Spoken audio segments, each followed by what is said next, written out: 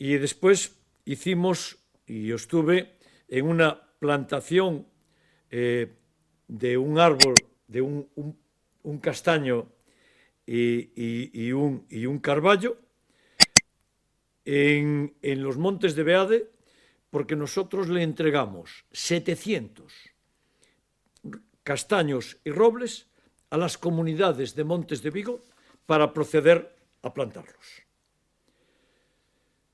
En esta ciudad nunca se plantaron ni remotamente tantos árboles como desde que yo soy alcalde. Nunca, en su historia, en toda su historia. Hoy mismo, 700 castaños y robles, 700, en un día. Son castaños preparados, robles preparados, están preparados contra diferentes plagas, y debo decirle que desde el año 2016, solo desde el 2016, le entregamos a la Mancomunidad de Montes 6.000 robles y castaños. Por tanto, en este momento casi 7.000. Pero eso hay que sumarle todo lo que fuimos plantando con anterioridad.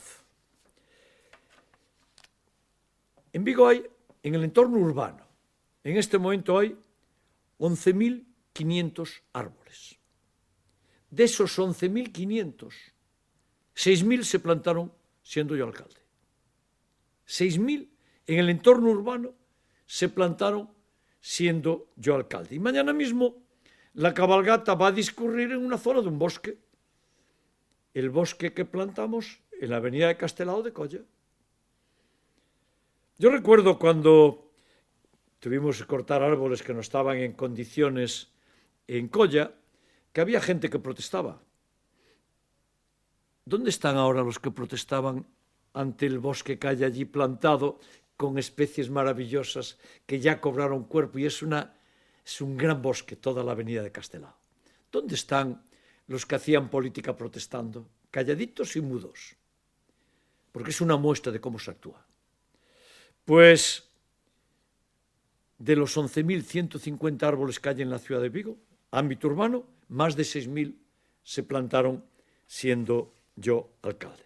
Además, pinos en Samil y diferentes ámbitos, ¿no?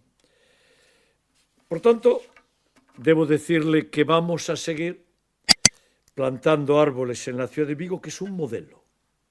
Es un modelo de ciudad verde con plantación de árboles en zonas urbanas y en zonas rurales, como no sucedió en ninguna otra ciudad de España desde que yo soy alcalde. En Vigo se plantaron más árboles en un año que en todo el resto de los años de democracia.